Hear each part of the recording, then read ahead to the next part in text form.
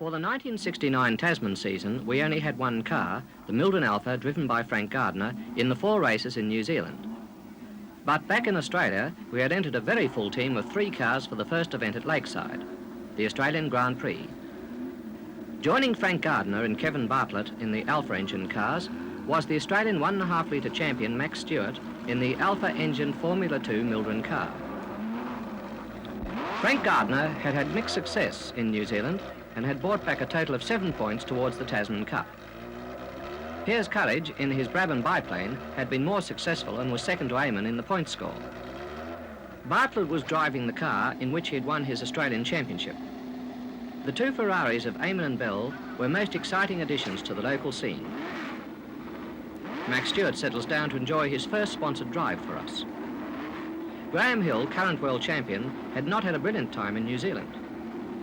Frank and Glenn were keeping their fingers crossed for a trouble-free run. Leo Gagan had raced in 3 of the 4 New Zealand events and brought back 5 points.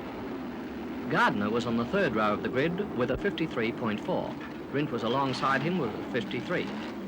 Chris Amon had pole position with a record-shattering best lap of 52.5 seconds, an average of 103 miles per hour on the twisty and tight lakeside circuit.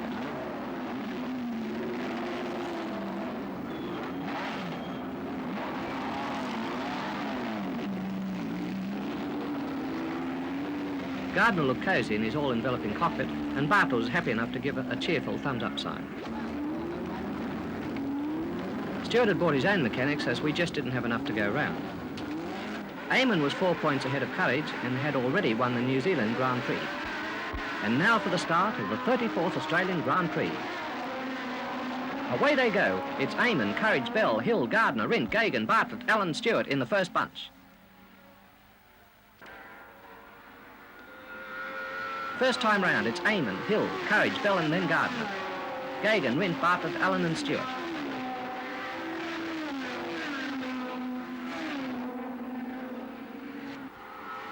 Second time round, Amon had increased his lead on Hill and Courage, followed by Bell in the 2nd Ferrari and Gardner holding 5th place.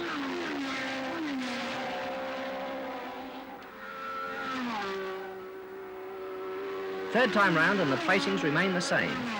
Amon had completed the 2nd and 3rd laps in under 53 seconds, an average of nearly 102 miles per hour.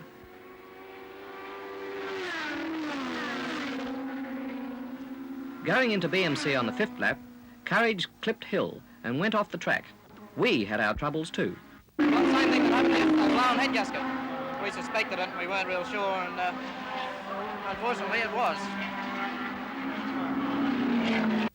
We went on top of the members' hill to observe the driver's progress. Amon continued to lap the course at an average of over 100 miles an hour.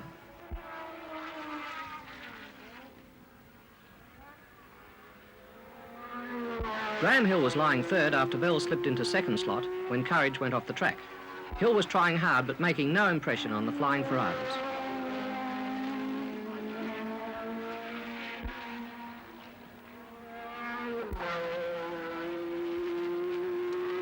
By now, Gardner was holding 5th spot behind the Ferraris and Lotus and driving a steady, fast race in the 54s.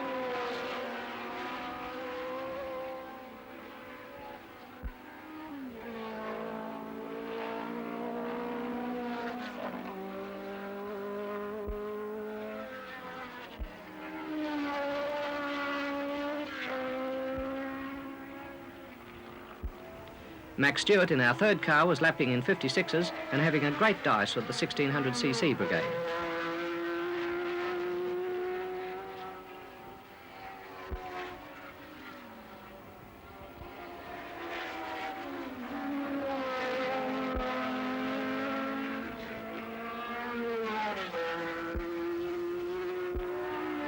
By the time we got back to the pit, we found both Gardner and Rindt retired. Gardner with a broken oil line, Rindt with a chatty engine. Rindt had called it a day as they were short of good engines and couldn't afford a blow-up. However, we were right on the spot when the next bit of drama occurred.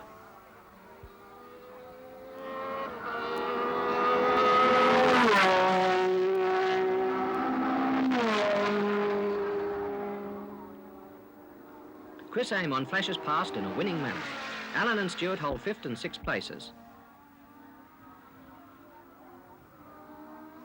We went down to the control tower to await the finish of the race. Max Stewart kept up the good work for the Alec Milden racing team.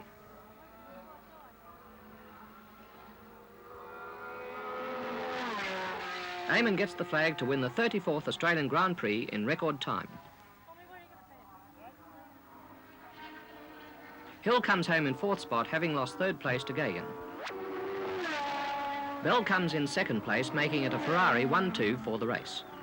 Max Stewart comes in 6th place after a well-driven race. Chris Amon comes in after his slow-down lap. Gagan comes in after a great performance to be 3rd outright and 1st resident Australian driver.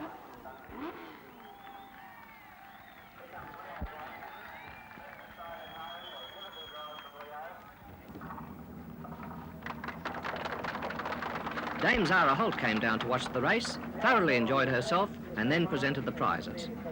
In winning the race and rewriting the record book, Amon had also put himself well ahead on points for the Tasman Cup. He now had 35 points to Courage's 22.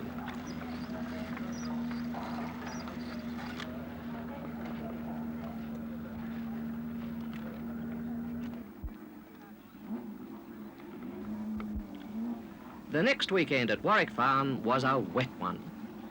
The day before, in dry and overcast conditions, there'd been a battle royal between Rindt and Amon for grid positions, and they finished up knocking more than 5 seconds off the lap record held by Grabban and Bartlett jointly. Rindt finished up on pole with a fantastic 1:23.8 seconds, an average of 96.66 miles per hour.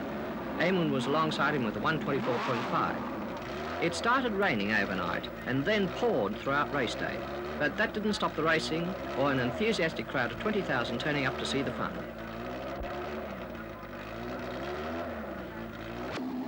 Graham Hill should have also been on the front row of the grid, but had sportingly agreed to a new 2x2 grid formation which put him in the 2nd row.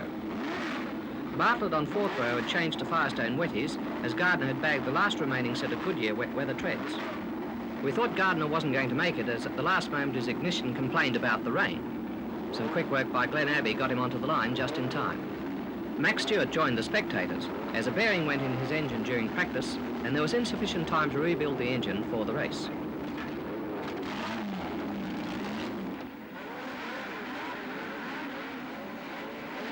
Rain or shine, Warwick Farm starts on time. And away they go, if you can see them in the spray.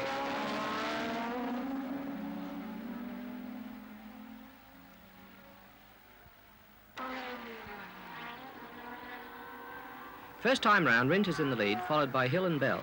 Amon and Courage had already collided at Polo and were walking back.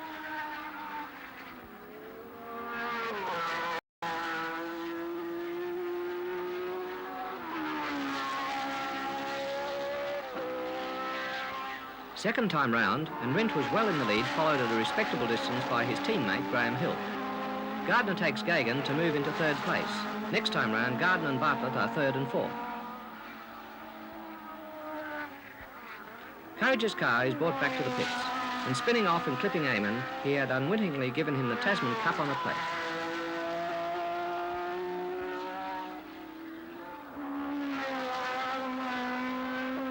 Rindt is now well clear of the field, giving him all the road and uninterrupted vision. Hill is not so well off. Either he is going slower or Bell is going faster. Gardner is driving well in the atrocious conditions. A safe distance behind, Bartlett has already discarded his goggles. Back in the pits, we find Hill in trouble. It's water in the electrics. He is still dogged with rotten luck in the series. His mechanics try desperately to dry out the terminals.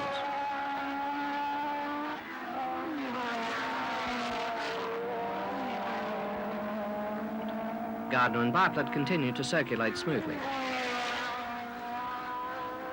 It's just as miserable in the pits as it is for the drivers out there. Colgreen comes in with trouble in a car we've seen somewhere before. I wonder how he managed to collect that flag. Gardner and Bartlett circulate about 100 yards apart in 3rd and 4th positions.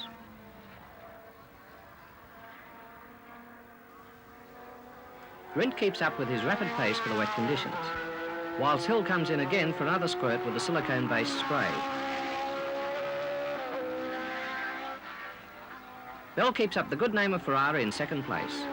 Surprisingly, this is his first ever wet run in a Formula One car. Alec keeps his lonely vigil in the pits. His cars are well placed, and provided they keep going, they will finish in the money. Neither car is going very fast, but the conditions will not allow any better times. They're not likely to break down under moderate speed conditions, but the electrics could pack up in the wet, and the cars could spin off on the skating rink surface of the track. Fortunately, both Gardner and Bartlett excel in wet weather racing, even though they prefer it otherwise. With no opposition in front or behind them, they can concentrate on keeping their cars pointed in the right direction. Jack Brabham ambles up, happy to be a spectator for once. His car for the event is still waiting to be unloaded from the bowels of a ship in the port of Melbourne. Down at the finishing line, we wait for the winner. Rindt gets the flag 45 seconds ahead of Bell. Gardner comes in third place. Bartlett is fourth place and first Australian driver. Rindt comes in after a masterful display of wet weather driving. His race average of 77.73 miles per hour is nearly 20 miles per hour slower than his record practice lap of the day before. His fastest lap was 1 minute 40.4. Gardner managed a credible 1 minute 41.7. Hill comes in last place, having lost so many laps in the pits, but he saved his day by recording fastest lap of the race, 1 minute 40.3, in the closing stages of the race.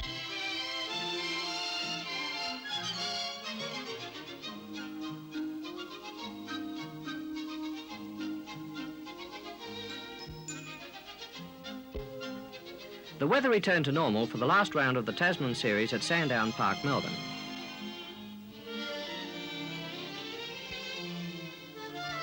With the Tasman Cup in Amon's bag, the race would be a battle for the minor placings. We found Chris Amon in the pits and asked him how he was enjoying the series. Congratulations, Chris, on coming out on top in the Tasman series. Thank you, Max. It's been quite a hard series, but a very pleasant one. I bet you feel good now after knocking off the both Grand Prix, particularly. Oh, I really do. That was very satisfying, I must say. It certainly was good to see, I can tell you that. And good to see you come out on top after a little bit of bad luck last year. Well, thank you. Chris, the loss of Graham Hill's wing off his Lotus at Lakeside has sort of sparked off a bit of controversy about the safety of these aerofoils. What have you got to say about it? Well, I'm not altogether in agreement with them. They definitely help, but when everybody gets them, you start to get back to the same level, and I think they are a potentially dangerous thing, and I don't think they really add to the sport very much. I wouldn't mind seeing them stopped. One of our major sponsors is Goodyear Tyres, and we appreciate the close cooperation we receive from the Goodyear Racing Division. Glenn and Frank work out the final details for the race.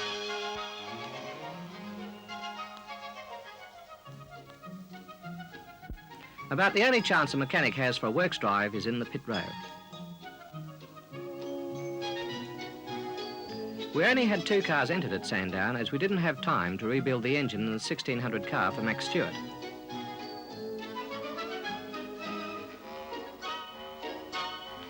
Two world champions share a joke. Brabham's car was finally unloaded and prepared for the race inside of 2 days before the event. Rindt had pole position again with a 1 minute 4.3. Amon is alongside him with a 1 minute 4.5 seconds.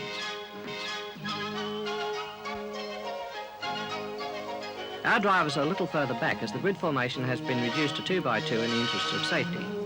Brabham has a pretty little Formula 3 chassis with a single cam engine from Repco.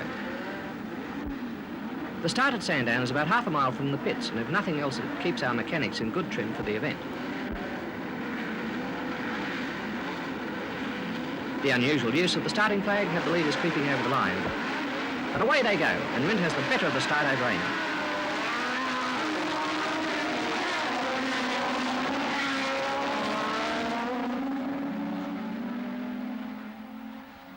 Second time round, Amon has got ahead of Rindt. Hill is back in the pits with a broken throttle linkage. Courage is out with a broken half shaft. Brabham is third. Bell's fourth. Gardner fifth.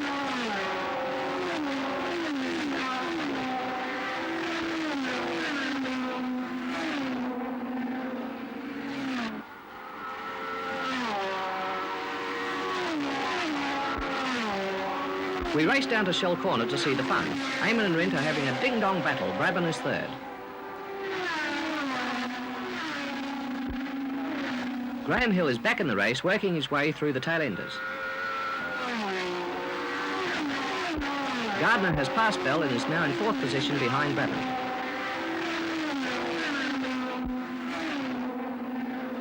Amon and Rindt continue their terrific scrap and are already beginning to lap the tail enders.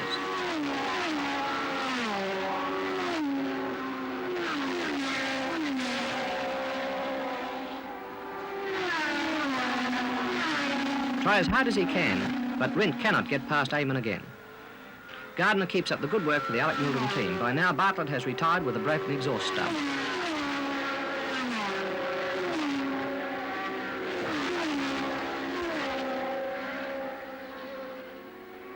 Amon and Rindt keep the crowd on their toes with their terrific tussle. Hill has worked his way back to 6th position, but he's 2 laps in arrears and has no hope of catching the leaders now.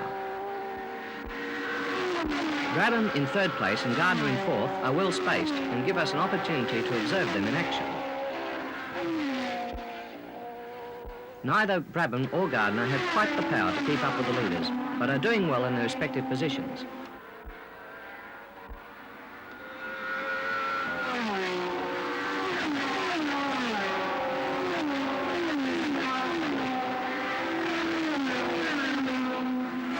Back at the finishing line in time to see the leaders through. David Mackay is so confident he stayed there throughout the race. An embarrassed Braddon is lapped by Amon, but he managed to avoid the same treatment from his ex-teammate Rindt, who seems to have dropped back a little. Amon gets the flag to win the final event in the Tasman series.